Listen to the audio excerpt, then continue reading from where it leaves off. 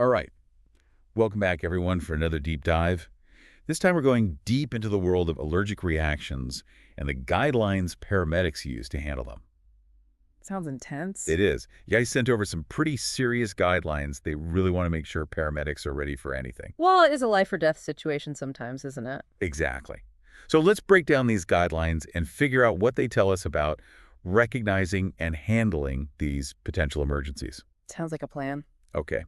So the first thing that jumped out at me was the emphasis on threats beyond the allergy itself. Oh, yeah, absolutely. It's not just about treating the allergic reaction, right? Right. Paramedics have to consider the whole situation and how that might make things even more complicated. It's like, what kind of things are we talking about here? Well, say someone's having a severe reaction, Yeah. right? But they're in the middle of nowhere, miles from a hospital. That's going to be a huge factor. Oh, yeah. Absolutely. Time is critical. Or maybe they've got other health conditions that could complicate things. So they really have to be prepared for anything. Oh, yeah. It's all about being adaptable. So speaking of things that can complicate matters, we've got this whole list of common allergens, the usual suspects. Penicillin, latex, bee stings, certain foods. Yeah, the classics. But then there's sulfites. I have to admit, I was caught off guard by that one. I didn't even know that was a thing. Ah, sulfites. Those are sneaky. They are. They hide in all sorts of processed foods and drinks, so it can be really hard to figure out what's causing the reaction. Someone could have a reaction hours after eating something with sulfites in it and not even realize that's what's causing it. So that makes it even trickier for paramedics. Yeah. Right? They can't just ask, hey, did you eat any peanuts recently? Nope, not at all. They've got to consider a whole range of possibilities. Which is where the secondary survey they do comes in, I guess. Exactly. That's a vital part of their assessment. So tell me more about that. What are they looking for specifically? Well, it's not just about treating what's obvious. You Yeah. know, they're really trying to piece together what's going on inside the body. Okay, that makes sense. So they'll listen to the lungs, check for any wheezing, which could mean the airways are constricting. Ah, that's scary. Then they'll examine the skin for hives and swelling. Those are classic signs that histamine's flooding the system. So they're putting on their detective hats. Exactly. It's all about connecting the dots. And that brings us to another crucial element in these guidelines, the 2 or more body systems rule for anaphylaxis. A what? It's like a red alert system for anaphylaxis. Okay, I'm intrigued. Tell me more. So basically, if someone's having issues in 2 or more body systems at the same time, Uh-oh. that's a huge warning sign. Makes sense. It means the allergic reaction is serious, potentially life-threatening. So give me an example of what that might look like. Well, you could have someone with a difficulty breathing and dizziness. Or maybe they've got hives and stomach cramps. So it's not just one symptom they're looking for, it's the combination of symptoms. Precisely. Multiple systems being affected is a big red flag. Got it. So what are some of the specific symptoms these guidelines mention? Well, there's respiratory distress, obviously. Then there are cardiovascular problems like a rapid heart rate, neurological symptoms like confusion, gastrointestinal issues like vomiting, and of course, skin reactions. Wow, it really is a full body response. It can be, and that's why it's so important to be prepared. Now, here's something I found really interesting about these guidelines. They also emphasize things like the patient's history with allergies. Really? Yeah, and even subjective symptoms like fear or anxiety. Huh. I wouldn't have thought those would be that important. Well, sometimes the patient's own account of how they're feeling or their past experiences can give paramedics crucial information. So it's not just about the physical signs, it's about the whole picture. Exactly. It's about understanding the context. Someone might say, this feels just like last time, but worse, and that could be hugely valuable for the paramedic. It's like they're putting together a puzzle. Exactly. And then, to make things even more intense, the guidelines lay out some seriously scary potential complications: cardiac arrest, airway obstruction, hypotension. It's like they're thinking several steps ahead. They are. They have to. They need to anticipate what could go wrong and be ready to handle it. It really highlights how seriously paramedics take these allergic reactions. Absolutely. They're not just treating symptoms. They're trained to recognize patterns, anticipate problems, and act fast to stabilize the patient. So if we had to boil all this down to some key takeaways, I think it's safe to say that allergic reactions can be a lot more serious than just a sniffle. Definitely. Paramedics are trained to spot even the subtlest signs of trouble, and preparation is absolutely crucial. Couldn't agree more. And here's something for everyone listening to think about. Knowing the signs of a severe allergic reaction could save someone's life. That's a good point. It's not just for paramedics, it's for everyone. If you or someone you know has allergies, take the time to familiarize yourself with these guidelines. Seriously. It can make all the difference. You really could. Well, on that note, I think we're about out of time for this deep dive. Time flies when you're talking about allergies. It really does. But as always, thanks for joining us, and we'll see you next time for another deep dive. See you then. Bye, everyone. Bye. Hey, everyone. Welcome back. Ready for another deep dive. Absolutely. Always ready to jump into a new topic. Today, we're going into the world of first response, but with a bit of a twist. Ooh, a twist. I like where this is going. Yeah, so we're tackling amputations and avulsions. Okay, now that's a situation where things can get pretty intense. Exactly. But that's what makes it so fascinating. Right. I mean, Yeah. the decisions that have to be made under pressure, Yeah, the stakes are incredibly high, and every second counts. and the paramedics, they are operating under such intense pressure. Oh, absolutely. I mean, we're talking about life or limb here. Literally life or limb, yeah. Well, let's say you're walking down the street, Okay, picturing it. and suddenly you see an accident. Uh-oh. Someone's been seriously injured. Oh, right. We're talking amputation-level injury. Got it. What goes through a paramedic's mind when they arrive on the scene? So the absolute first thing is safety. Oh, of course. Yeah. Always got to make sure the scene is safe. For everyone involved. Exactly, their own safety, the safety of bystanders. Right, yeah. Everyone around, only then can they focus on the victim. Makes sense. And, they're trained to think life over limb. Life over limb. Yeah, I've heard that before. So their top priority is controlling that bleeding Yeah, that makes sense. to prevent hemorrhagic shock. Hemorrhagic shock. Okay. I've heard that term. Yeah, it sounds pretty scary, It does. but it is serious stuff. Yeah, can you explain exactly what that is? Sure, hemorrhagic shock Mm-hmm. happens when you lose a lot of blood Okay. very quickly. Quickly, yeah. Like your body can't get enough oxygen to the vital organs. Oh, wow. Yeah. Yeah, that's and bad. that's when things become really life-threatening. That's when it gets really serious. Yeah, so the paramedics are laser focused Yeah, on stopping that bleeding, no matter what. no matter what. Okay. So that makes total sense to me. Yeah. But I can't help but think Yeah. it must be so hard to balance that urgency Right. with also wanting to save that limb. Yeah. You know? It is, yeah. Like, how do you even begin to... And that's where those guidelines come in. the They guideline. provide this framework Okay. for these high-stakes situations, Yeah. like a roadmap, Uh-huh. so they know what to do and when. So they don't And- have to think too hard. Absolutely. Just like, bam, bam, bam. Instinct. They know exactly what to do. You got it. Okay, so I was looking through the guidelines, Right. and I noticed something interesting. Okay, what's that? There's a specific trauma standard Mm-hmm. for amputations above the wrist or ankle. That's right. And that kind of caught my attention. Oh, yeah. Like, what makes those points so different? Well, you got to think about the anatomy. Okay, yeah, anatomy, right. Above the wrist and ankle, major arteries. Oh, right, of course. The radial and ulnar in the arm, Mm-hmm. tibial and peroneal in the leg. Yeah, yeah. And those arteries, they carry a lot of blood. Potential for rapid blood loss is much higher. Oh, that makes sense. Plus, those areas Yeah, packed with nerves and tendons and all sorts of crucial structures. right, right. So the risk of long-term complications goes way up. Wow, okay. I hadn't even considered all that. It's a lot to think about, but the paramedics, I know. They know. You got it. They have been trained. Okay, so let's break it down a bit further. Okay, yeah. How does the approach differ Mm-hmm. for partial versus complete amputations? Ah, great question. Because I'm thinking, Yeah. like, is there a difference? Oh, yeah, it's a critical distinction. Okay, okay. So with a partial amputation, Mm-hmm.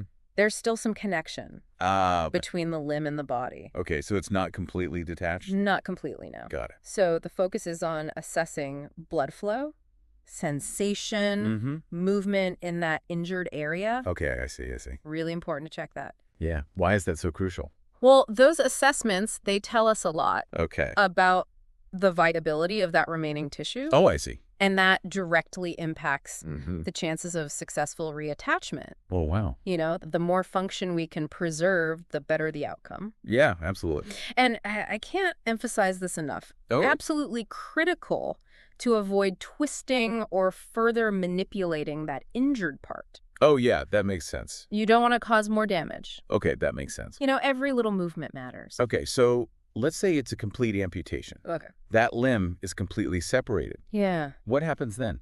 Well, that's when things get really interesting. Okay. It's not just scooping it up and rushing to the hospital. I figure. There's a whole protocol Right. for handling that amputated part. Okay. Might seem counterintuitive, Okay. but rinsing it is essential. Rinsing it, Yeah. even if it looks. Even if it looks a bit messy. Yeah. Yeah, you want to remove any debris. Oh, that could cause infection? Exactly. Infection is a big concern. Okay, that makes sense. But Yeah. I remember reading somewhere Mm-hmm. that they also recommend wrapping it in a moist dressing Yes, and putting it in cold water. that's right. I'm guessing there's more to it than just keeping it Yeah. clean. Oh, absolutely. It's all about preserving that tissue. Oh, okay. The moist dressing stops it from drying out. Makes sense. And the cold water. That's the real magic. Okay, tell me more. It slows down cellular activity. Oh, wow. It's like putting those cells on pause. Really? Buying precious time Wow. for potential reattachment. So it's almost like yeah. suspending them in Yeah, time. exactly. Exactly. So they don't. They don't deteriorate as quickly. Okay, wow. Pretty amazing, huh? Yeah, it's incredible how these seemingly simple steps Yeah, can have such a huge impact. they really do. And, it really highlights how important it is to act fast. Oh, yeah. Time is of the essence here. Yeah. We talk about the golden hours. Golden hours, yeah. First few hours after the injury, Mm-hmm. they're absolutely crucial for successful replantation. Right. And that's why. Yeah. If the amputated part isn't found right away, Mm-hmm. the guidelines, they actually recommend involving bystanders. Oh, really? That's interesting. Yeah, it's like a community effort. Yeah, more eyes on the ground. More eyes, the better. Yeah. It's like a search party. Exactly. Exactly. That's fascinating. It is, isn't it? I never would have thought of that. Makes sense, though, right? Yeah, absolutely. In the context of those golden hours you mentioned. Yeah. The faster we can locate that missing part, Right. get it to the hospital, The better the chances of the better the chances. Yeah. reattachment. Exactly. Okay, wow. Thanks. So Yeah, we've covered a lot of ground here. we have. It's a lot to take in. But, I think the big takeaway is that, what's that? Quick thinking and precise action can make all the difference Couldn't agree more. when dealing with amputations and avulsions. It's true. But it makes you think, It does. It really does. how can we better equip the public Mm-hmm. to assist in these situations? That's the big question. because those first few minutes Yeah, before the paramedics arrive, critical. they could be so crucial. Absolutely. Absolutely. So knowing what we know now, what kind of information Mm-hmm. would be most valuable Yeah. for bystanders to have in those moments? That's something to really think about. It is a really good question. It is, yeah. Something for our listeners to ponder. Ponder indeed. Food for thought, everyone. Always good to leave them with something to think about. Thanks for joining us on this deep dive. Always a pleasure. See you next time. See you then. Hey, listener, and welcome back for another deep dive with us. Today, we're going to be looking at airway obstruction. Ooh. And this is one of those things that I think is relevant to everyone, even if you're not, Absolutely. a medical professional. Everyone's had that moment where, someone's choking or you see something on the news Right. and you think, gosh, that could be me or that could be, my child. Yeah. So we're going to be going over some guidelines today that are actually for paramedics. Okay. So that's what's really interesting about this deep dive is we're getting into like the nitty gritty Right. of like, the really hardcore stuff. Yeah. And so The pros. the pros, yeah, exactly. What they're trained on. What are they trained on and what they have to be looking for. Yeah. So one of the first things I noticed that I thought was interesting Mm-hmm. is that these guidelines are from the Heart and Stroke Foundation of Canada. Oh, yeah. That's a big one. Yeah. They're the authority. I'm going to say, Anything to do with heart health, strokes, cardiac arrest, things like that. yeah. So they set the guidelines for paramedics across Canada for how to respond. So that's like the gold standard It is. for care. Pretty much. Yeah. Okay. Well, that's good to know. Yeah. So I was reading through these guidelines and I noticed that there's all these maneuvers, Yeah. like specific maneuvers that they're trained to do. Mm-hmm. Can you talk a little bit about that? What are the maneuvers? Yeah. So, when we think about an airway obstruction, we have to think about what's actually happening anatomically, Okay. right? So, we've got the tongue, the jaw, the epiglottis, all these structures in the throat that can potentially block airflow. Sure. So These maneuvers are very precise techniques that paramedics are trained to use to reposition these structures. Hmm. So it's not just about, sticking your fingers in someone's mouth and pulling something out. Yeah. It's about, understanding the anatomy and applying the right technique I see. to open up that airway. So they have to have like extensive training to even know how to do that. Oh, absolutely. Yeah. Huh. Years of training Wow. to be able to respond effectively in these situations. So we're talking about manually like opening an airway, Right. but what about when there's something blocking it that we can't just Yeah. get out, with our hands? That's where suction comes in. Okay. So paramedics also carry suction devices, Oh. which are essentially like little vacuums Oh, wow. that can be used to remove fluids, vomit, blood, Interesting. other substances that might be blocking the airway. It's pretty amazing all the things that they have to have on hand. Yeah, they're like walking toolboxes. Wow. Yeah, it's pretty incredible. So I noticed in these guidelines, they list a bunch of different things that can cause an airway obstruction. Okay. And I thought it'd be interesting to go through each of these. Sure. And just talk about like what it is Okay. and, and how it's relevant to maybe even our everyday lives. Yeah, for sure. So the first one they list is smoke inhalation. Right. So smoke inhalation, this is, when you breathe in smoke from a fire. Like a house fire? Or... Yeah, house fire, a wildfire, any kind of fire. Okay. And the smoke, it's not just the lack of oxygen that's the problem. It's the smoke itself. It contains all sorts of toxic chemicals and particles that can irritate and inflame the airways. Oh, I see. Making it difficult to breathe. That makes sense. Yeah. Okay, so the next one is anaphylaxis. Anaphylaxis. And that one I always find a little bit scary because it can be such a sudden onset. Oh, absolutely. Yeah, anaphylaxis is a severe allergic reaction. Right. And it can happen really quickly. So, you could be stung by a bee or eat something you're allergic to. Like peanuts? Yeah, peanuts, shellfish, certain medications. Wow. And your body releases all these chemicals that cause the airways to swell up. It's like the body's overreacting. It's an overreaction of the immune system, Oh. and it can be life-threatening. That is scary. Okay, so then the next one is epiglottitis. Epiglottitis. Yeah. So this one is, it's an inflammation of the epiglottis. And the epiglottis being... It's that little flap of tissue at the back of your throat Okay. that covers the windpipe when you swallow. Right. So it stops food and liquids from going down into your lungs. Okay. But when it gets inflamed, it can swell up and block the airway. Wow. And this is especially dangerous in young children. Because their airways are so tiny. Exactly. Their airways are already so small, so any swelling can be a big problem. Wow, that's good to know. Yeah. Okay, the next one is foreign body aspiration. Right. So foreign body aspiration, this is basically choking. Oh, okay. When All right. something gets stuck in your airway. So like food or Yeah, food, it's a small toy, Hmm. anything really that can fit down there. even like a little piece of candy or something? Oh, yeah, absolutely. Anything small enough to get lodged in the airway. Wow. Okay. So, common scenario is someone's eating, talking, laughing at the same time. Right. Food goes down the wrong pipe and suddenly they're choking. That's happened to all of us at some point. I'm sure, yeah. And then the last one here is oropharyngeal malignancy. Right, so this is a more serious condition. Okay. This refers to a cancerous tumor in the mouth or throat that's obstructing the airway. Oh, wow. So this is something that would require long-term medical management, Okay. surgery, chemotherapy, radiation, things like that. So that's very different from these other ones, which are more like acute. Yes, exactly. Those are acute emergencies. Right. This is something that develops over time. Wow. Okay. Well, that was quite a list. Yeah. So I guess, listener, take a moment to think about, which of these stood out to you, Yeah. and why maybe it's something that is concerning to you, or maybe it's something that surprised you a little bit. Yeah. I think for me, just thinking about how all of these different things, even the cancer, Right. all have to do with the airway. It all comes down to airflow. Yeah. If you can't breathe, you're in trouble. Yeah, it makes you really appreciate breathing. Yeah. But we take it for granted. We do Yeah. until we can't. Until we can. Yeah. Yeah. So this has been really interesting going through these guidelines. Mm-hmm.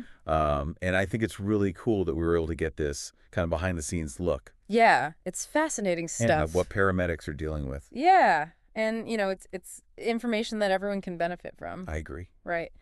Knowing the signs of airway obstruction, how to help someone who's choking, Mm-hmm. these are basic life-saving skills. Yeah. and you never know when you might need to use them. Well, that brings us to our final thought for today, listener. Yeah. We've gone over all this information about airway obstruction, what paramedics know, Yeah. what they do. Yeah. What can you do? Mm-hmm. If you saw someone choking in a restaurant, what would you do? Yeah. Are you prepared Are you prepared? to act? And so, one of the things you can do is look into basic first aid and CPR training. Yeah, there are courses available everywhere, and they can really empower you For sure. to be able to help in an emergency. So that's something to think about, listener. Yeah. And until next time, stay curious. Stay curious. Bye. Bye. Ever been at like a scene, with a medical emergency and thought like, whoa, would this need an air ambulance? Yeah. Well, today's deep dive is going to equip you with the knowledge that paramedics actually use Oh. to make that exact call. Mm-hmm. We're digging into their operational guidelines, so Yeah. this isn't just interesting stuff. This is literally life-saving information. Yeah. You might be surprised to learn that, air ambulances aren't even allowed for nighttime search and rescue, Wow. but we'll get to that. Interesting. It's fascinating how a patient's condition isn't the only factor. Right. There's this intricate dance between how urgent the situation is and making sure resources are used wisely. That makes total sense. So it's not as straightforward as just, calling for a helicopter whenever someone's, seriously hurt. Right. Can you, expand on that a little? Yeah, so think of it this way. Okay. Sending out an air ambulance is a big deal. Right. Those helicopters are extensive to run, and their range is limited. So the guidelines are really there to help make sure they're only sent out for cases where they're really going to have the most impact. So let's get into some specifics here. The 30-minute rule seems to be a major factor. Yeah. What's the reasoning behind that? Well, the guidelines actually lay out these different situations where time is absolutely critical. Mm-hmm. If a land ambulance would take over 30 minutes to get to the scene or to get the patient to the right hospital, and an air ambulance can do it faster, right, that's a strong argument for calling one in. Makes sense. It's not just distance, though. Okay. Traffic, terrain, even access to the patient, it all comes into play. That raises an interesting question. What happens if a patient just barely misses that 30-minute mark? Does that create a tough ethical dilemma or... It definitely highlights how these guidelines aren't meant to be rigid rules, but rather a framework for making a good decision. Right. In those borderline cases, other factors come into play. Yeah. The severity of the patient's condition, the potential risks of a longer transport time, Right. the availability of other resources. It all needs to be considered. Yeah. It's about using judgment Right. and experience Right. to make the best call possible in a complex situation. I like that. Let's paint some pictures for our listeners so they can really grasp these scenarios. Imagine you're miles deep in the woods, hiking, and somebody in your group has a bad fall. That seems like a classic air ambulance situation, right? Exactly. Or picture this, a multi-car pileup on a highway. Oh, wow, yeah. During rush hour. Oh, no. Suddenly you have multiple patients with serious injuries. Right. And it just completely overwhelms the local ambulance service. Yeah. That's another situation where an air ambulance can make a huge difference. I can see that. Those examples definitely help to visualize it. Yeah. Now, even when those operational criteria are met, there's another layer. Specific clinical criteria. What are paramedics really looking for there? They're trained to look for very specific signs and symptoms, not just a generally bad situation. Right. So can you give our listeners some examples? Sure. Shock, especially when blood pressure is dangerously low, altered levels of consciousness, acute respiratory distress, signs of a potential heart attack. These are all red flags. And strokes, right? Absolutely. If someone is showing stroke symptoms and paramedics can pinpoint when those symptoms started, within the last 6 hours, oh, wow, that's a critical window for treatment. Getting them to a specialized stroke center fast can drastically change the outcome. It's amazing how much paramedics are assessing in such a high-pressure situation. Yeah. Now, I understand trauma cases have their own even stricter criteria. Yes, that's where the field trauma triage standard comes in. Okay. As you probably know, this standard lays out specific guidelines for trauma cases. Right. Considering things like what caused the injury, the patient's vital signs, and the types of injuries. Okay. This helps to ensure that the most severe trauma cases are prioritized for air transport. Speaking of prioritization, The coordinating officer, or ACO, seems to play a pretty key role in all of this. Right.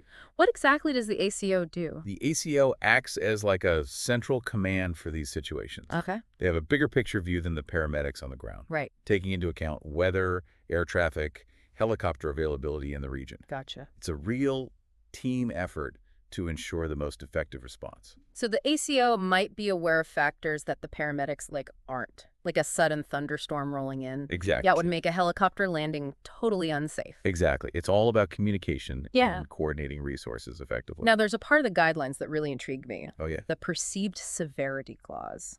It allows paramedics to request an air ambulance based on their gut feeling, even if all the boxes aren't technically checked.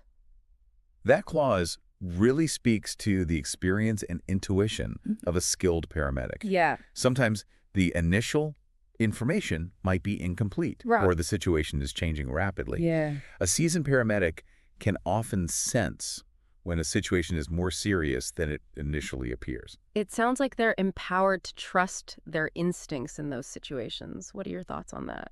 It's a balance, Yeah. between following protocols and recognizing that there are always exceptions in medicine. You can't always quantify everything in a crisis. Right. There are nuances that experienced professionals pick up on, and sometimes that gut feeling can be life-saving. Absolutely. So is it solely the paramedic's decision then? Not quite. Remember the coordinating officer we talked about? Right. The ACO has the final say, weighing all the factors, including the paramedic's assessment, the available information, and any other relevant details. So it's a collaborative decision with the ACO ensuring the bigger picture is considered. Precisely. And that collaborative spirit is vital throughout the entire process. If an air ambulance is dispatched, but then turns out to be unnecessary, Okay. there's a clear cancellation protocol. Okay. The paramedics on the ground immediately contact the ACO and explain why it's no longer needed, ensuring resources aren't wasted. That makes sense. And the guidelines are crystal clear on one point.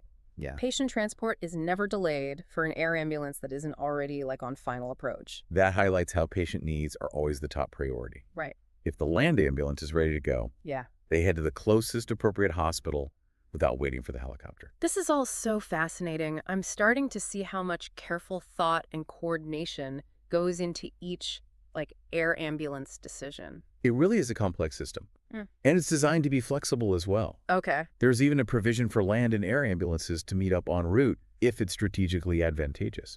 So they could potentially rendezvous to transfer a patient if that would save time. Exactly. Wow. It's about adapting to each specific situation Right. and finding the most efficient way to get the patient to the appropriate hospital. Okay, so we've covered the operational criteria, Right. clinical criteria, Yeah. and the decision-making process. Earlier you mentioned restrictions on air ambulances, especially at night. What are those all about? Well, generally, air ambulances can't respond to calls that require landing somewhere other than a licensed airport, helipad, Okay. or a specifically approved remote landing site at night. So even in a life or death situation, no landing in someone's backyard after dark. Why is that? There are a few reasons. Safety is paramount. Yeah. Landing a helicopter at night, especially in an unfamiliar or unlit area, Right. carries much higher risks for both the crew and anyone on the ground. Yeah. Then there are limitations with the helicopters themselves. Yeah. Not all air ambulances are equipped for night operations, even the ones that have stricter limits on weather conditions and landing site requirements. So if someone is having a medical emergency in a remote area late at night, does that mean that they're out of luck when it comes to an air ambulance? Not necessarily. The decision always boils down to a careful risk-benefit analysis. How urgent is the situation? How do those risks weigh against safety concerns? If it's truly life or death and they can find a safe landing zone, an air ambulance might still be dispatched, Okay. but it's a much more complex decision. I can see why becoming an air ambulance pilot or a coordinating officer requires such specialized training. Yeah. Okay, we've talked about nighttime restrictions, but Right. what about those search and rescue missions you mentioned earlier? Well, here's the thing. Air ambulances actually aren't permitted to conduct search and rescue calls at all. Really? That's kind of surprising. Yeah. Why not? You'd think a helicopter would be a huge asset in a search and rescue operation. You're right, it does seem intuitive. But remember, air ambulances are primarily medical transport vehicles. Right. They're equipped and staffed to provide advanced life support during transport, Right. not to conduct searches. Yeah. It's about having the right tools for the job. So it's about using the right resources for the right situation. Exactly. Search and rescue often requires specialized equipment, Yeah. like thermal imaging cameras, Right. winches for hoisting, Mm-hmm. and personnel trained to navigate tough terrain Yeah. and find missing people. Air ambulances just aren't set up for that. Makes sense. Are there other reasons why they wouldn't be used for search and rescue? Well, there's also the issue of resource allocation. Remember, we talked about how dispatching an air ambulance is a major decision. Right. If a helicopter is busy searching for someone, Yeah. it's not available for other medical emergencies where time might be truly of the essence. So it's about prioritizing those life or death medical situations Exactly. where an air ambulance can have the most immediate impact. Precisely. Now, that doesn't mean helicopters aren't used in search and rescue. Right. Just that dedicated search and rescue units, often run by law enforcement or other agencies, are better suited for those missions. Okay. They have the specific training, equipment, and resources to do those searches effectively and safely. So we've busted the myth that air ambulances are like the go-to for any emergency involving a helicopter. Right. They're really focused on medical transport.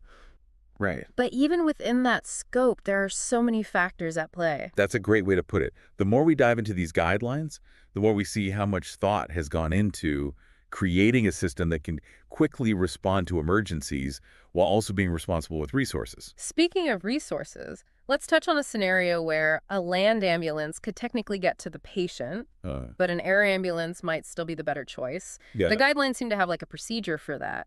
Yes. In those cases, the coordinating officer would typically dispatch both a land ambulance and an air ambulance.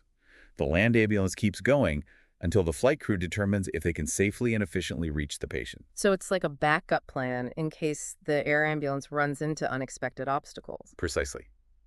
It also allows for flexibility. If the land ambulance arrives first and realizes the patient's condition is worse than originally thought, Okay. they can immediately update the ACO, Right. who can then speed up the air ambulance's response. It's all about communication and adaptability. Exactly. Constantly reevaluating the situation as new information comes in. Exactly. And that communication goes both ways. Okay. If the land ambulance arrives before the air ambulance, Right. they need to keep the coordinating officer in the loop about any major changes in the patient's condition. Gotcha. This helps the ACO make informed decisions about whether to keep the air ambulance coming or redirect it to another emergency. It's almost like they're constantly fine-tuning the response based on the latest information. Yeah. Okay, so we've covered a lot of ground here. Mm-hmm. Operational and clinical criteria, Yeah. the ACO's role, Mm-hmm. nighttime restrictions, Right. and why air ambulances aren't used for search and rescue. Yeah. But before we move on, I want to loop back to something you mentioned earlier about air ambulances being expensive to operate. Mhm. I don't think a lot of people fully grasp that. You're absolutely right. It's a key reason why these guidelines are so important. Air ambulances require specialized helicopters, Yeah. highly trained pilots and medical crews, Mm-hmm. ongoing maintenance, and of course, fuel. The costs really add up.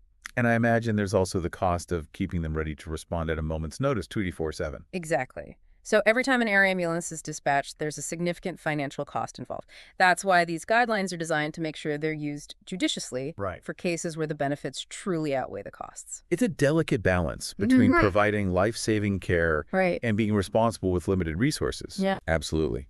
It's a good reminder that we all have a role to play in making sure these vital services are available when they're really needed. So next time our listener sees an air ambulance in the sky, Yeah. they'll have a whole new appreciation for the complexity and thought behind that decision. Now, we've covered a lot today, but before we wrap up this deep dive, there's one more point I wanted to touch on. Okay. We've talked about all these situations where an air ambulance is necessary, Right? but what about the flip side? Yeah. Are there times when someone might think they need an air ambulance, Mm-hmm. but it's actually not the best option? That's a great point. It seems like there could be a lot of gray areas there. Yeah. What are your thoughts on that? It definitely happens more often than you might think. Really? People call 911 for what they perceive as a serious emergency Okay. and request an air ambulance because they believe it's the fastest way to the hospital. So, like, if someone is having chest pains and thinks it's a heart attack, they might just automatically assume that an air ambulance is the best course of action. Exactly. In those cases, the 911 dispatchers are trained to gather as much information as possible Right. to really figure out what's going on. They'll ask about the person's symptoms, medical history, and location. Mm-hmm. Based on all of that, they work with the coordinating officer to decide if an air ambulance is truly warranted. So the decision isn't always up to the person calling 911. Right. The dispatchers and the ACO have more information Yeah. and a broader perspective. They understand the capabilities of different types of ambulances, Right. the availability of resources, and the specific criteria for dispatching an air ambulance. Their main goal is to make sure the patient receives the most appropriate care as quickly as possible. It sounds like they play like a vital role as gatekeepers, Yeah. making sure the system is used effectively and efficiently. Precisely. And it's important for the public to understand that even if they request an air ambulance, the final decision lies with the professionals who are trained to assess the situation Right. and allocate resources accordingly. It's a great example of the trust and expertise that go into every aspect of emergency response. Yeah. Now, shifting gears a bit here, we've discussed how air ambulances aren't used for search and rescue, Right. but there are other situations where a helicopter might be the placed option. Yeah. What are some examples of that? You're right. There are definitely times when a helicopter is the most appropriate choice, even if it's not technically an air ambulance situation. For instance, in some remote areas, helicopters might be used to transport patients between hospitals, especially if ground transportation would be too difficult or time-consuming. So it's about using the best available resources, even if they fall outside the traditional air ambulance guidelines. Exactly. And it highlights the adaptability of the system. Right. Another example is disaster relief. Okay. After a major hurricane or earthquake, helicopters might be used to transport medical personnel and supplies to affected areas, Right. or to evacuate patients who can't be reached by ground transportation. That makes sense. In those situations, it's all hands on deck, and every resource needs to be utilized effectively. Absolutely. And sometimes helicopters might even be used in situations that don't directly involve patient care, Okay. like transporting organs for transplants. Oh, wow. Time is critical in those cases, and a helicopter can often cover the distance much faster than ground transportation. It's fascinating to see how versatile helicopters can be in emergency response. We've covered so many different aspects of air ambulance utilization today, Yeah. from the guidelines and decision-making process to the limitations and alternative uses. But before we wrap up this deep dive, I want to shift our focus to the future. Okay. With all the advancements in technology like drones and telehealth, Yeah. how do you see air ambulance utilization evolving in the years to come? That's a really thought-provoking question, and it's one that experts are grappling with right now. Right.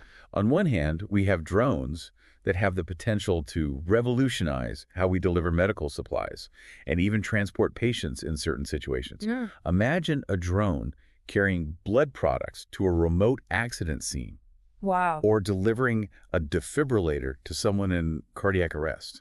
That does sound like something out of a sci-fi movie. What are some other ways you see drones impacting the future of air ambulances? Well, one area that's being explored is the use of drones to quickly assess the scene of an emergency. Okay. They could provide aerial views that help paramedics and the coordinating officer make faster and more informed decisions. Imagine a drone flying over a multi-car accident, Yep. relaying real-time information about the number of patients, the severity of injuries, and the best access points for emergency vehicles.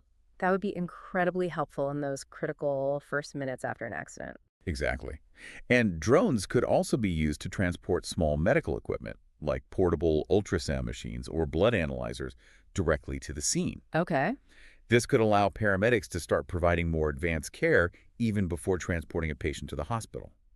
It sounds like drones could significantly enhance the capabilities of air ambulances and even make them more efficient.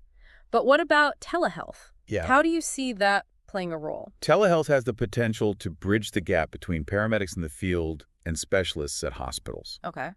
Imagine a paramedic at the scene of a stroke being able to connect with a neurologist via video conferencing. Mm-hmm. The neurologist could remotely assess the patient's symptoms, review their medical history, and guide the paramedic's treatment decisions. So it's almost like having a specialist right there at the scene, Yeah. even if they're miles away. Exactly. And that type of real-time consultation could be invaluable in determining if an air ambulance is truly necessary. If the telehealth consultations suggest that the patient's condition is stable and can be managed by the paramedics, Right. it could potentially avoid an unnecessary and costly air ambulance transport. It's amazing to think about how these technologies could work together Right. to create a more integrated and efficient emergency response system. Do you have any other thoughts about the future of air ambulances? Well, another area that's garnering a lot of attention is the development of autonomous air ambulances. Oh, wow. What does that mean? These would be self-piloting helicopters Oh, that could respond to emergencies without the need for a human pilot. that sounds incredibly futuristic. It is. But it also raises a lot of questions. What are some of the challenges and ethical considerations that come with developing autonomous air ambulances? You're right. There are definitely a lot of hurdles to overcome before autonomous air ambulances become a reality. Yeah. One of the biggest challenges is ensuring safety and reliability. Yeah. These systems would need to be able to navigate complex airspace, Right. avoid obstacles, and make split-second decisions in emergency situations, Yeah. all without human intervention. That's a tall order. And it's easy to see why people might be hesitant to put their trust in a machine, Yeah. especially when their lives are on the line. Absolutely. Public acceptance will be crucial. People need to feel confident that these autonomous systems are safe and reliable Yeah. before they'll be willing to ride in them. And then there are ethical considerations as well. Okay. For instance, who is ultimately responsible if an autonomous air ambulance malfunctions or makes a decision that results in harm? Those are some really important questions Yeah. that will need to be addressed as this technology continues to evolve. Right. And we also need to consider the potential impact on jobs. Oh, right. If autonomous air ambulances become widespread, Yeah. what will happen to the pilots and medical crews who currently staff those helicopters? It seems like the future of air ambulances is filled with both possibilities and challenges. It definitely is.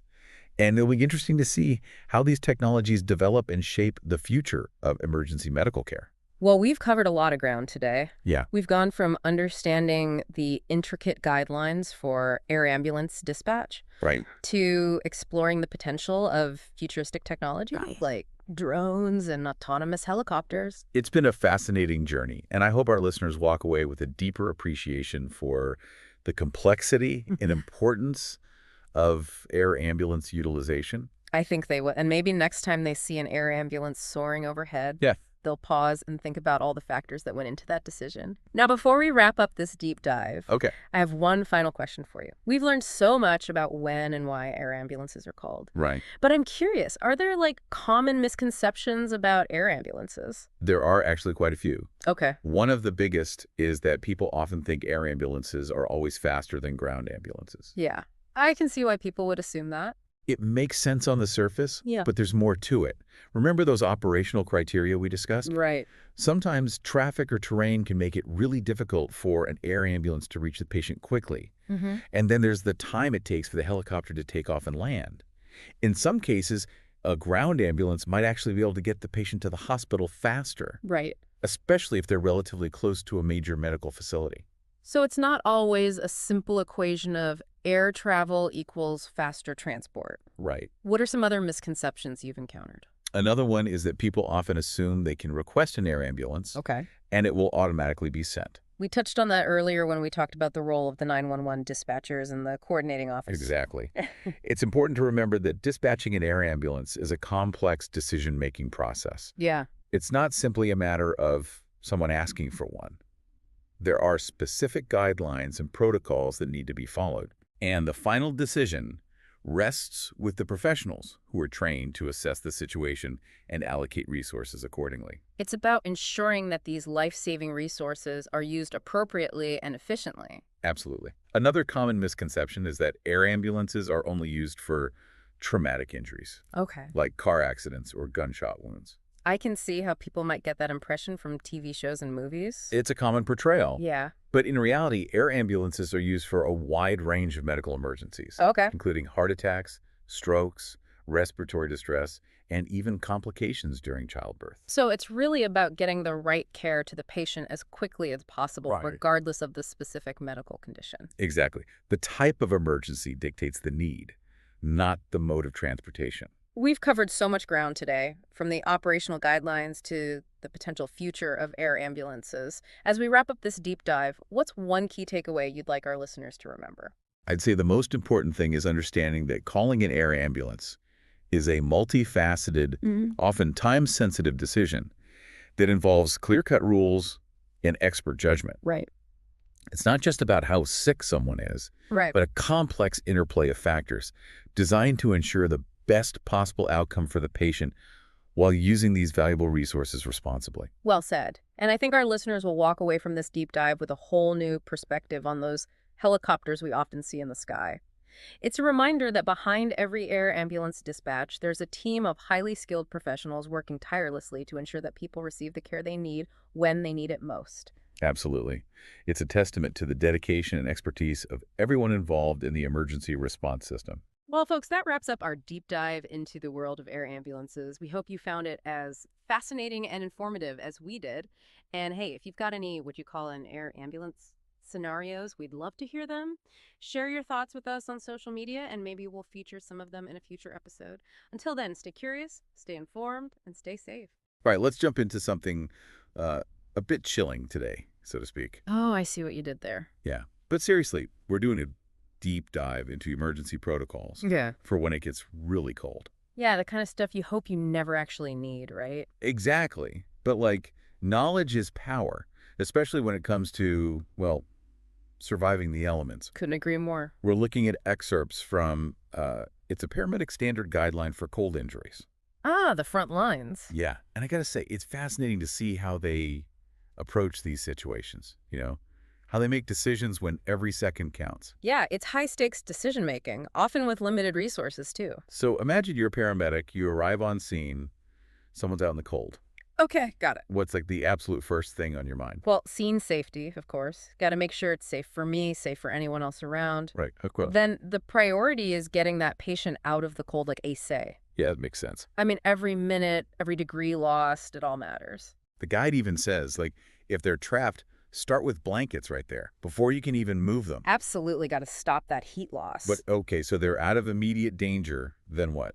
What happens next? Then you got to look for those life threats, right? It's like a systematic approach, starting with the worst case scenarios. Okay, so what are we talking about, like, specifically? We're talking severe hypothermia, severe frostbite, any underlying conditions that could, make things even more complicated. Yeah, the guide actually mentioned stuff like if someone's been drinking or using drugs or even low blood sugar. Right. Those can be huge factors. How do those things play into it exactly? Well, think about it. If someone's hypothermic, but they're also drunk, their body's normal responses to cold might be all messed up, and they might not even realize how bad it is, Oh, wow. Or let's say someone has diabetes, they don't know it, and they're out in the cold, their blood sugar drops. That can actually look like hypothermia, can really complicate things. So it's more than just like checking their temperature, right? Way more. It's like detective work, piecing together clues to figure out the best course of action. Okay, I'm starting to get it. A huge part of that is the assessment, right? Figuring out how long they were exposed, what kind of cold we're talking about. So like falling into a frozen lake versus being out in a blizzard, that's different. Exactly. And then during the physical exam, you have to be careful. Expose only what you need to. You don't want to make them colder. Right, right. But there's this one sign that tells you a lot. Mm-hmm. Shivering. Oh, okay, shivering? So I always thought that was just like your body saying, hey, I'm cold. Haha. Yeah, it seems pretty basic, right? But it's actually way more than that. Oh, really? Shivering, it's your body trying to generate heat. Those muscles are contracting like crazy. Interesting. If someone's shivering, it means their body's still fighting back, But if there's little or no shivering, especially if they're not thinking straight, that's a big red flag. It's really serious, huh? Exactly. It could mean severe hypothermia. Their body's losing the ability to regulate its own temperature, and that's when things get, really dangerous. Got it. You need a totally different approach then. Okay, so let's talk about managing hypothermia. Yeah. You've got someone who IS shivering, so it's not that severe. What do you do? Right. So that's your mild to moderate hypothermia. And yeah, the focus is on external rewarming. External rewarming, so like what does that actually look like? Think blankets, lots of blankets, maybe some hot packs. Oh, yeah. But you put them strategically on the core areas. Core areas, so like chest? Chest, yeah. Armpits, groin, neck, head, places where the blood vessels are closer to the surface. Okay. Get Yeah. that heat circulating to the important parts. So what about the severe cases when they're not shivering anymore? That's when it gets trickier. Right? Oh, yeah, way trickier. Reading through the guide, there's some stuff that surprised me. Like what? Like, it specifically says not to do certain things that, you might think would be helpful. Interesting. Like what kind of things? Like vigorous suctioning. If they need help with their airway, the guide says be super careful with that. Oh, wow. Yeah, that makes sense, though. Why is that? Because when someone's in severe hypothermia, their heart is incredibly vulnerable. Ah, okay. Too much suctioning can stimulate the vagus nerve, and that can throw their heart rhythm completely off. Oh, wow. We're talking ventricular fibrillation. Their heart basically quivers instead of beating properly. So it's like almost like a short circuit. Exactly, a very dangerous short circuit. That's a pretty big risk, and it's not something you'd necessarily think about, you know? Right, you think you're helping, but you could actually be making things worse. And then there's the thing about SpO2 readings. That's the blood oxygen level, right? Yeah, that's the one. The guide mentions that those readings might be off in these cases. Oh, yeah, that's right. Why is that? Well, in severe hypothermia, your body's trying to protect the vital organs, so it pulls blood away from the extremities. So, like, your fingers and toes are basically getting less blood, Yeah, exactly. and that messes with the SpO2 readings. Yep, because the sensor's usually on a fingertip, so it might show a decent oxygen level, but it's not the whole picture. So you can't rely on that alone? Nope, gotta look at everything else too. Okay, makes sense. It's all connected, you know? All right, so we've covered hypothermia. What about frostbite, how they approach that? Ah, yes, frostbite. So the guide is super specific on this one. Okay, so what's the deal? Number 1, protect the area, cover it up. All right, cover it up. No rubbing, absolutely no massaging. Why not? I feel like I've heard that you're supposed to warm it up. That's what people think, but it's actually the opposite. You can do more harm than good. Oh, really? It's because, think about it, you've got ice crystals forming in the tissues. You start rubbing, you're just going to break stuff. Oh, I see. They're making the damage worse. That makes sense. Okay, so no rubbing. What else? Leave any blisters alone, don't pop them, and if it's fingers or toes, dress them separately. Dress them separately. Got it. It's all about minimizing further damage and letting the body start to heal. Wow. Okay, so big takeaways here. Speed is key. How you treat hypothermia depends on how severe it is, and some things that seem like common sense can actually be dangerous. Yeah, that's a good summary. What stands out to you the most?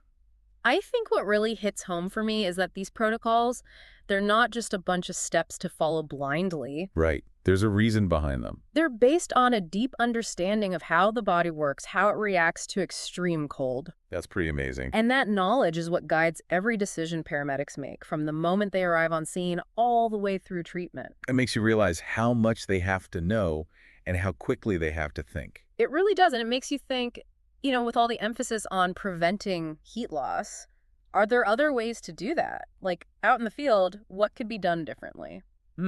That's a good question. It's like a challenge to find even better solutions. Yeah, I like that. Always room for innovation, especially when lives are on the line. Absolutely. Well, on that note, stay warm out there, everyone. Good advice. And thanks for joining us for this deep dive. You got it. Always a pleasure. And we'll see you next time. See you then. All right. Welcome back, everyone. For today's deep dive, you guys sent in something really interesting. It's a document outlining like the standard procedures for paramedics when they're responding to a cardiac arrest. Oh, wow. And yeah, we're going to call this one the Symphony of Survival because, as we're about to see, it's a seriously coordinated effort. Nice.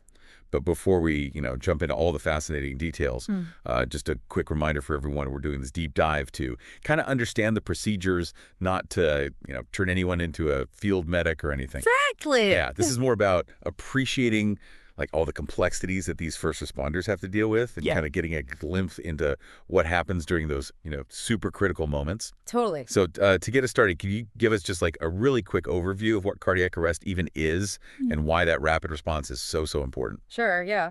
So cardiac arrest, it happens when the heart unexpectedly stops beating. Oh, wow. And that basically stops blood flow to the brain and all the other vital organs. Yeah. And unlike a heart attack, where blood flow is like restricted but not totally stopped, cardiac arrest needs intervention immediately. Right. Every second, literally every second counts. Because without that blood flow, irreversible damage can happen really, really fast. Wow. Okay, that really sets the stage for like just how urgent this whole situation is. Yeah. So let's walk through those first like critical moments when the paramedics get to the scene. Okay. Imagine, right, you're pulling up to this, what's probably a really chaotic situation. What are those very first steps you're going to take? Okay, yeah. So sirens are blaring. Someone, maybe a bystander, is frantically waving you down, and you've got your training, right? It all kicks in. Right. And the first thing, even before you start CPR, is you got to make sure the patient is on a firm, flat surface. Oh. CPR on a couch or a bed, it's just not going to be as effective. So you're Ah, going to get them on the floor or a backboard or something. Then it's straight into chest compressions, potentially using a defibrillator to try to shock the heart back into a normal rhythm. And then, like, right away, making sure that the airway is clear for breathing. It's interesting that you mentioned even just like the surface that the person is lying on can really impact things. Oh, yeah, absolutely. And I noticed too, these guidelines are incredibly detailed. Like it even says that if you have to move the patient, like say down a flight of stairs, you should already have a predetermined point to restart CPR Right. to like minimize those interruptions. Yeah, that's super Well, that important. level of planning is like incredible. Well, even a few seconds without those chest compressions, it can like really reduce the chance of survival. Wow. Every single detail in these guidelines, it's all designed to maximize effectiveness of literally every action they take. That makes total sense. So now kind of shifting gears a little bit. Okay. The guidelines also talk about switching out the person who's actually doing the compressions every 2 minutes. Yes. Why is that so important? Well, CPR, it's really, really physically demanding. I can imagine. Even the most, physically fit paramedic, they're going to get tired really quickly. And when that happens, the compressions can become less effective. Right. So switching out regularly makes sure that those compressions, they stay deep and consistent. Okay. And that's like super crucial for getting that blood circulating to the brain and the other vital organs. So it's not even just about technique. It's about like maintaining that physical stamina as well. Absolutely. And speaking of, maximizing effectiveness, the guidelines also mention some, pretty high-tech tools that paramedics might use, things like mechanical CPR devices and ETCO2 monitoring. What can you tell us about those? Yeah, so these are vital, especially in situations where maybe there aren't a lot of responders or if resuscitation attempts are going on for a while. Yeah. Mechanical CPR devices, they can deliver those compressions like really consistently without interruption. Oh, wow. And that frees up the paramedics to focus on other tasks. Then you have the ETCO2 monitoring. This helps to assess how well the patient is responding to CPR. Okay. It gives like really valuable insight into their condition. Though they're combining physical stamina Yeah. with this advanced technology, it's incredible. Yeah. But it's not just about getting the heart restarted, right? The guidelines also talk about identifying and treating what they call reversible causes. Uh-huh. What does that even mean? So it's kind of like being a medical detective, And- While they're performing CPR, the paramedics are also trying to figure out what caused the cardiac arrest in the first place. Oh, okay. Could be a whole bunch of things. Drug overdose, allergic reaction, blood clot, electrocution, the list goes on. Wow. And identifying and treating that root cause, that's just as important as getting the heart going again. Yeah, I can see why. Because, it can prevent it from happening all over again. Right. So it's this two-pronged approach, like keep the heart going while also figuring out why it stopped. Now, let's say, everything's going well, they're successful, and the heart starts beating again on its own. Okay. What happens next? So that's what we call return of spontaneous circulation, Okay. or ROSC for short. Hey, how do I see? And while this is, a huge milestone, it doesn't mean everything is back to normal. So it's not like in the movies where they cough, then they're totally fine. No, not quite. Okay. The patient still needs, continuous care and monitoring. Okay, so walk us through that. Like what happens at that point? So at this point, the paramedics are still providing support, things like ventilating the patient if they need it, administering oxygen, Right. and then really closely monitoring the vital signs, blood pressure, heart rate, and that kind of thing. Right. And then, of course, if the heart stops again, it's right back to CPR. Wow, okay. Those first few hours after ROSC, they're really crucial. The patient needs intensive care.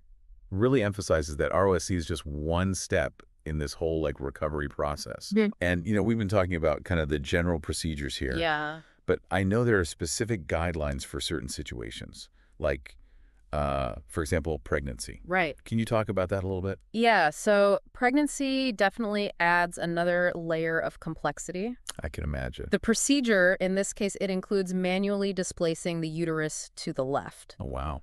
And what this does is it relieves pressure on some major blood vessels that can get, kind of compromised by the enlarged uterus. Okay. So it's helping to improve blood flow back to the heart. So they have to adjust their approach based on, the needs of each individual patient. Exactly. It's a great example of that. Wow. So these guidelines, they're not just like a set of rigid rules. It's more like a dynamic framework that allows for adaptation.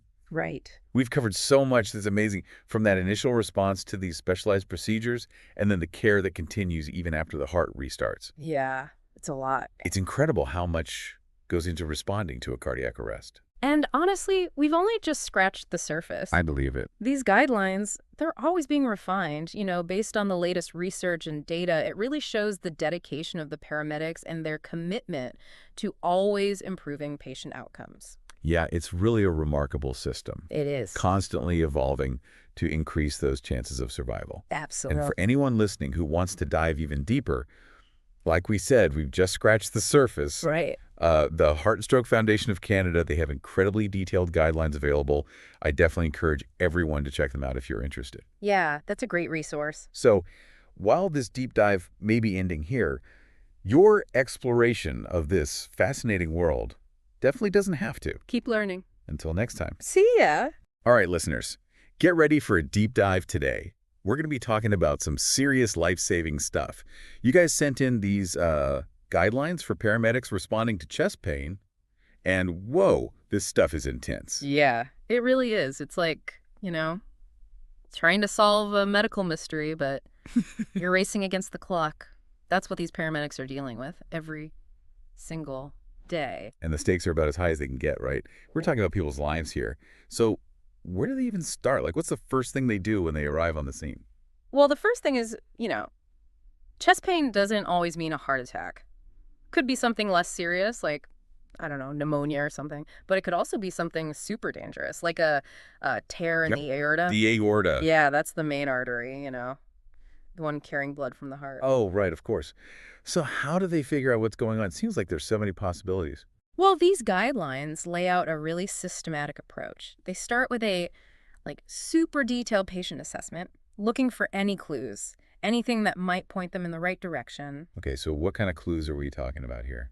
Let me think. Well, for instance, they might check for something called subcutaneous emphysema. Subcutaneous emphysema. Yeah, it sounds kind of complicated, but it's basically air bubbles trapped under the skin. Air bubbles. How does that even happen? Well, it can happen if there's a tear in the lung, and you can actually feel it, like a crackling sensation when you press on the skin. Wow, that's pretty wild.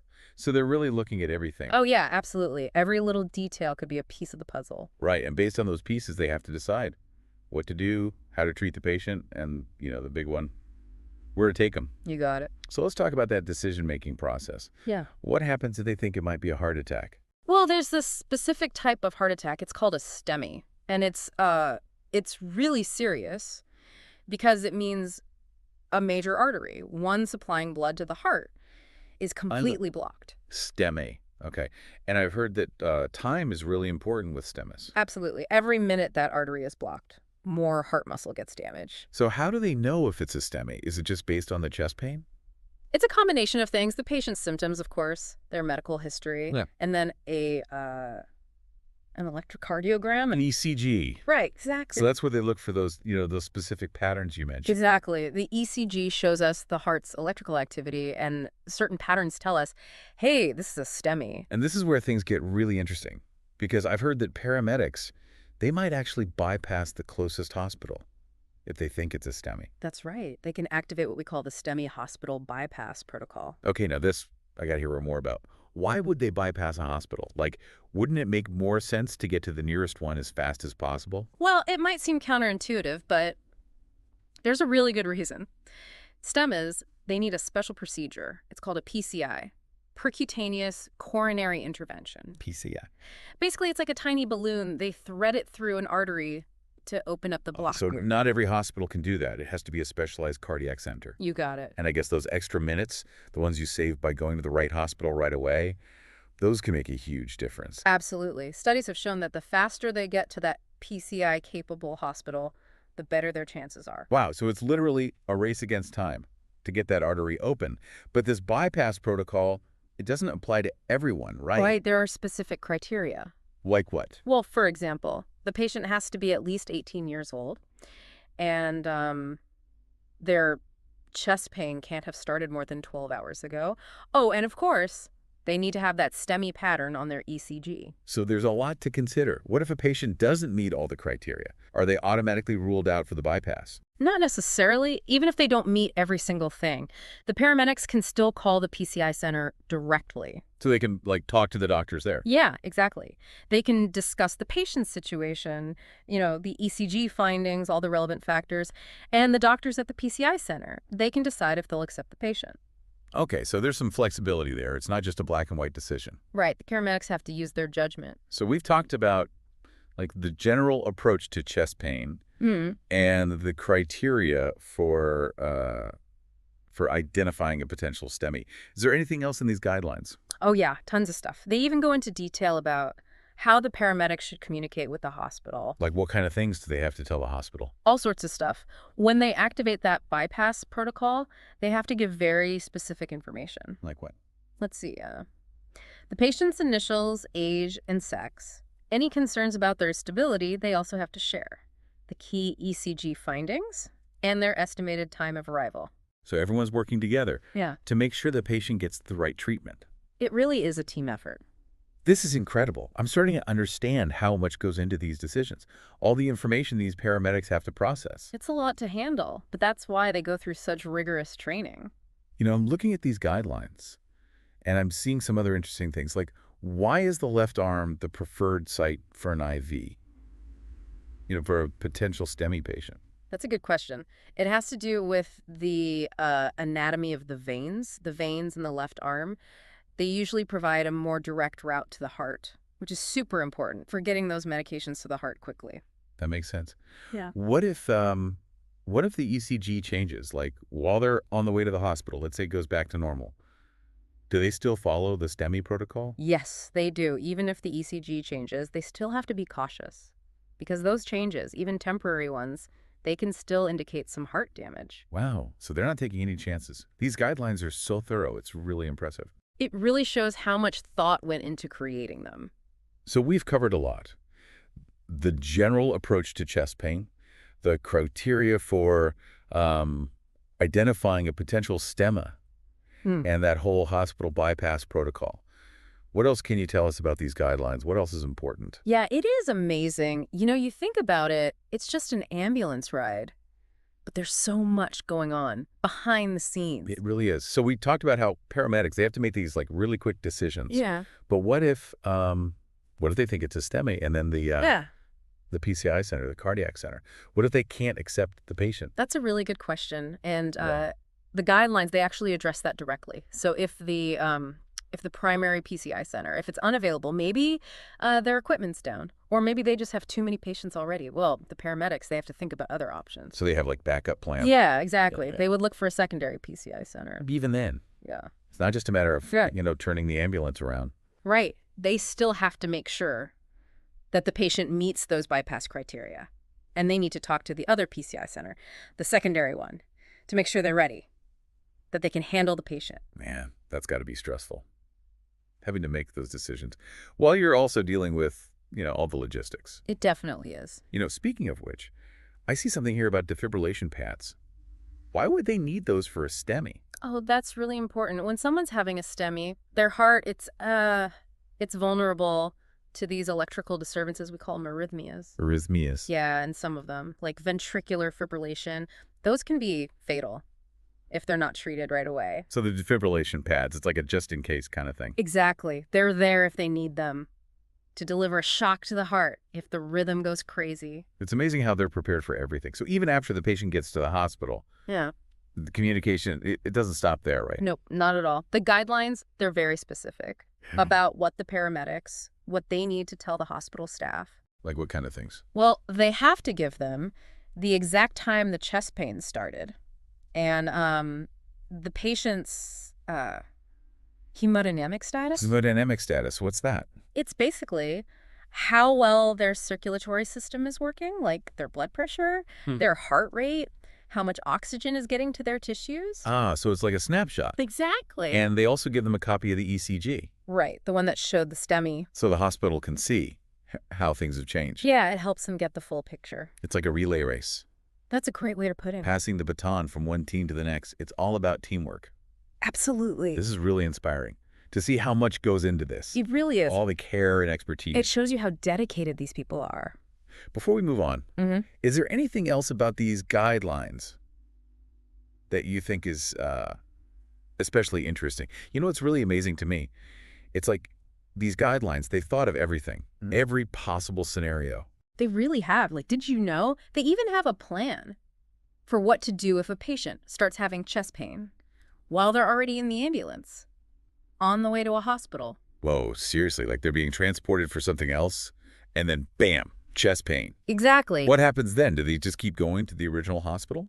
Well, not necessarily. If their ECG shows that STEMI pattern, you know, the one we talked about, then the paramedics, they have to reassess the whole situation using that STEMI hospital bypass protocol. So even if they're already headed to one hospital, Yeah. they might have to turn around and go to a PCI center instead. Yep, that's right. Wow, that's pretty incredible. It just goes to show these situations, they can change so quickly. It's like they're playing 4D chess or something. It is a lot to juggle, but these paramedics, they trained for it. Well, it's clear that they have a huge impact. They really do. They're often the first ones there when someone's having a heart attack.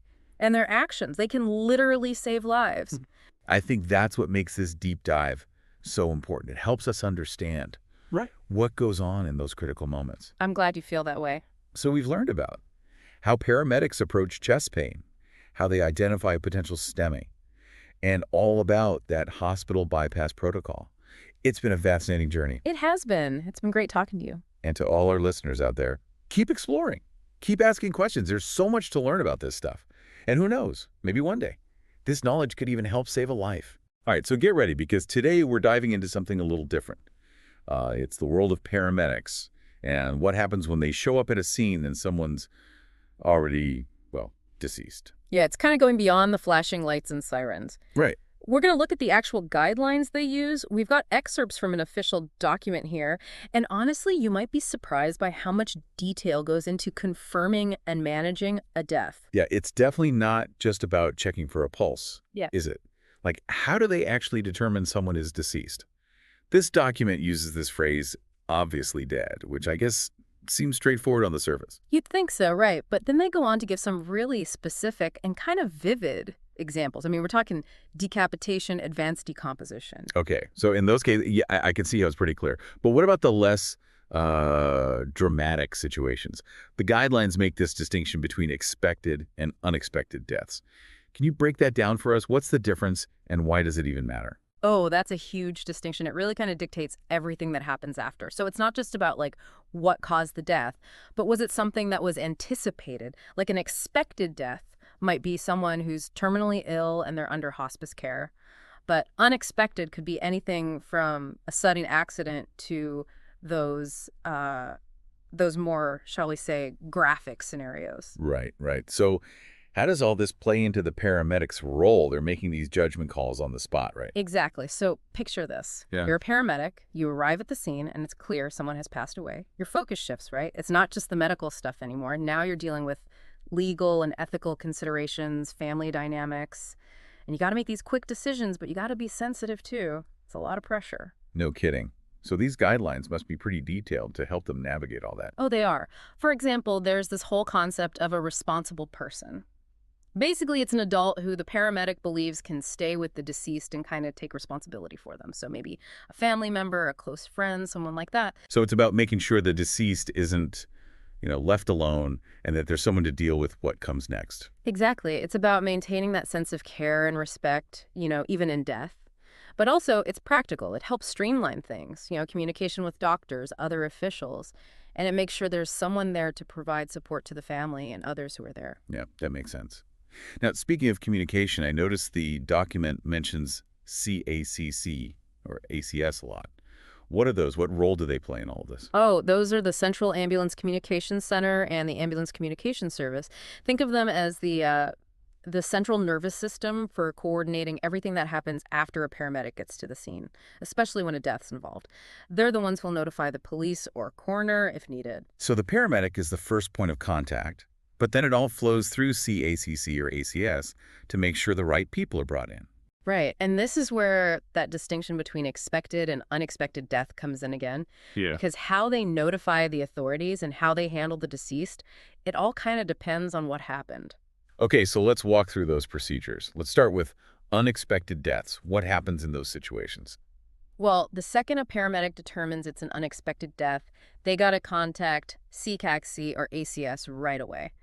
Then it's up to CACS to notify the police or coroner, depending on the situation. So there's this clear chain of command so nothing gets missed. Exactly. Now, if the coroner decides to actually come to the scene, the paramedic has to stay there until the coroner gets there and takes over. But if the coroner doesn't need to come personally, What happens then? then the paramedic still has to hang tight at the scene, but this time they wait for somebody appointed by the coroner, so someone with the authority to officially take custody of the deceased. Got it. So even if the coroner's not physically there, the system still makes sure everything is handled correctly. Exactly. It's all about maintaining that chain of custody and making sure all the right legal and investigative steps are taken. It sounds like this really intricate back and forth between paramedics, dispatch, and the coroner's office. Oh, it is. And it gets even more nuanced when you look at how things work with an expected death. Well, let's unpack that in the next part of our deep dive. This is already giving me a whole new appreciation for how complex a paramedic's job is and how these guidelines help them navigate these, really difficult situations with both sensitivity and precision. Absolutely. And we're just scratching the surface here. There's so much more to explore in terms of how these guidelines work in practice, the ethical considerations, all that. So tuned. We'll dive deeper into all of that right after this. So we know that when a paramedic gets to a scene and someone's passed away, the procedures they follow really depend on whether the death was expected or unexpected. We just talked about unexpected death. So what happens after they call TTC or MACS? Well, there are a few possibilities, right? Like, let's say the police are already there and they've secured the area. In that case, the paramedic might be able to leave after they've finished their documentation or if another call comes in. Okay, so there's some flexibility, but the guidelines still lay out a clear process for them to follow. For sure. Now, let's say the coroner gets called. If they decide to come to the scene, the paramedic has to wait there until the coroner arrives and takes over. Yeah, that makes sense. But what if the coroner doesn't need to come in person? Well, in that case, the paramedic still needs to stay put. But instead of waiting for the coroner, they'll wait for someone the coroner sends in their place. Someone with the authority to officially take custody of the deceased. Got it. So even if the coroner isn't there in person, there's still a chain of command and a system of checks and balances, right? You got it. That way, everything is documented properly and the right legal and investigative steps happen. Now, let's talk about what happens when the death is expected. Okay, so in those situations, the first thing is to find a responsible person, right? We talked about that earlier. Someone who can stay with the deceased. Right. And ideally, that person would then be the one to notify the deceased's primary care doctor or a member of their palliative care team if they had one. It helps make sure the family's wishes are respected and the right medical professionals are in the loop. But what if there isn't a responsible person around? Or what if they can't make that notification? Well, then it falls back to the paramedic. They'd contact CATSACS, who would then try to reach the doctor or palliative care team. So again, there's a clear communication pathway no matter what the situation is. Exactly. And just like with unexpected deaths, if the doctor or a member of the palliative care team says they're coming to the scene, the paramedic will usually stick around until they get there. Because then a medical professional can officially confirm the death and, offer support to the family. Exactly. It also helps to make sure all the necessary documentation is filled out correctly, like the death certificate and all that. Okay, that makes sense. But what about those situations where, for whatever reason, the primary care doctor or palliative care team can't be reached or can't make it to the scene? What does the paramedic do then? That's when things can get a little tricky. The guidelines say the paramedic should notify KCACS, who would then contact the police or the coroner. And it's especially important to do this if there isn't a responsible person who can look after the deceased. Remember, the goal is to make sure that even in these tougher situations, there is a clear system and someone is ultimately responsible for the care of the deceased. Sounds like paramedics have to make a lot of judgment calls and really make sure the right steps are being taken. They do. They need to be able to assess the situation, gather information, and communicate clearly with dispatch to get the right response. We talked earlier about how the procedures are different depending on whether the death is expected or unexpected. But the document also says something interesting. It says that even if a death is unexpected to the person reporting it, that doesn't automatically mean the coroner needs to be involved. Right, that's a good point. It might seem a little counterintuitive at first, but it makes sense when you think about the Coroner's Act of Ontario. There are very specific things that have to happen to trigger a coroner's investigation, and not every unexpected death meets those criteria. So it's about making sure resources are used efficiently and really focusing on the cases where there might be unanswered questions or a need for further investigation. Exactly. It's about being thorough, but also being efficient. And it shows how important it is for paramedics to give clear and accurate information to CAC-CACS when they report a death. The things they assess and what they communicate initially plays a key role in figuring out what needs to happen next. It's fascinating to learn all the things that happen behind the scenes and how these guidelines try to balance procedural efficiency with, sensitivity to the emotional realities of dealing with death. It really is. And I think one of the key takeaways here is that it's not just about, following a checklist. Yeah, there's a real emphasis on what the document calls compassion-informed decision-making. So what does that actually look like in practice? Well, it means recognizing that, every death is different and it impacts people in different ways. There's no one-size-fits-all approach.